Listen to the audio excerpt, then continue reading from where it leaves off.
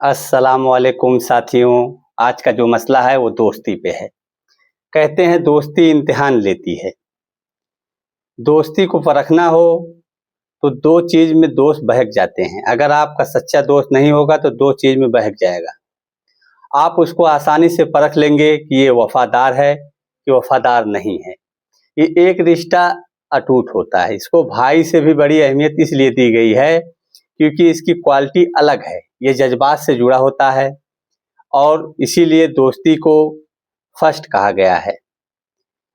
इसका इम्तिहान लेना बहुत ज़रूरी है क्योंकि आप जिस दोस्त के साथ घूम रहे हैं, फिर रहे हैं, उसके लिए आप सब कुछ कर रहे हैं, तो उसके दिल में आपके लिए क्या कैफ़ियत है, क्या वफ़ादारी है, उसका किरदार किस तरीके से आगे काम करेगा, ये आपको समझना पड़ेगा। आँख बंद करके कभी भी दोस्ती किसी से नहीं करनी चाहिए। हमेशा अपने तालमेल को देख के तब दोस्ती करनी चाहिए। ऐसे तो कोई भी किसी से भी दोस्ती कर ले, आप चाहो तो एक दिन में 100 दोस्त बना लो, लेकिन दोस्त बनाना ज़रूरी नहीं, दोस्ती निभाने की बात होती है। जो दोस्ती जितनी पुरानी होती है उतनी ही गहरी होती चली जाती है, लेकिन पुरानी इतनी आसानी से नहीं होती, क्योंकि जिस दोस्ती में स्वार्थ नहीं होगा, मतलब नहीं होगा, वो दोस्ती चलेगी, चाहे आप अमीरी में रहें, चाहे आप गरीबी में रहें, चाहे आप बर्बाद हो जाएं, चाहे आप आबाद रहें।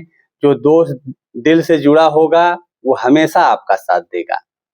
ये मेरा तजुर्बा है और अपने पास भी ऐसे ऐसे दोस्त हैं कि एक इशारे पे अपने लिए जान दे सकते हैं और हम भी देने के लिए तैयार हैं, लेकिन हमारे पास दोस्त नहीं है। दोस्त कहते हैं कम बनाओ लेकिन चुनिंदा बनाओ। दोस्तों की फौज नहीं होती है, दोस्त दो चार ही होते हैं जो दिल के बहुत खास होते हैं। तो कहने का मतलब ये है कि आपको ये सब चीज़ों को ध्यान देना पड़ेगा। दो चीज़ जो मैं बताया परखने की, वो दो चीज़ ये होती है। सबसे पहला तो पैसा। पैसे से तो ऐसी चीज़ है कि पैसा ऐसी चीज़ है कि पैसे को देख के बहुत से लोगों का दिल जो है भटक जाता है। बहुत से लोग गद्दारी करने पे आमादा हो जाते हैं और बहुत से दोस्त ऐसे होते हैं कि आपके पैसे के लिए ही आपसे दोस्ती। जब तक आप खिलाएंगे पिलाएंगे देंगे लेंगे तब तक आपके साथ हैं, उसके बाद आप कौन मैं कौन कुछ नहीं मालूम। तो ऐसे दोस्तों से बचना चाहिए, ये परखना चाहिए। दूसरी चीज जो आती है वो होती है लड़की, इज्जत।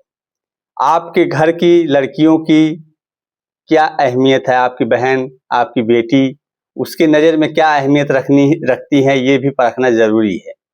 अगर वही रिश्ता जो आपका रिश्ता है वही रिश्ता वो भी समझता है, तब तो समझ लीजिए कि आपकी दोस्ती पक्की है। अगर उसमें वो फेल हो गया तब भी एक गद्दारी है और एक स्वार्थ उसमें है। तो ये चीज़ समझना पड़ता है, इसके लिए परखना पड़ता है। पैसे से आप परख सकते हैं, लड़कियों से आप परख सकते हैं। आपकी कोई गर्लफ्रेंड है, ये तो रिश्ता नाजायज होता है, लेकिन हर कोई आज की डेट में इसमें मुब्तला है। तो आपकी कोई गर्लफ्रेंड है, आपकी गर्लफ्रेंड को ही फंसाने का काम कर रहा है आपके पीछे, तो ये भी एक तरीके का स्वार्थ है।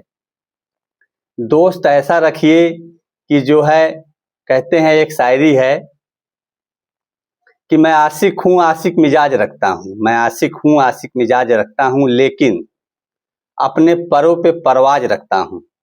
ऐसा दोस्त होना चाहिए कि वो आशिक भी हो, आशिक मिजाज भी हो, लेकिन जब बात आ जाए अपने पे तो वो जो है सबको ठोकर मार के आपका साथ दे। और परवाज बोलते हैं चलने को उड़ने को, वो आपका साथ दे।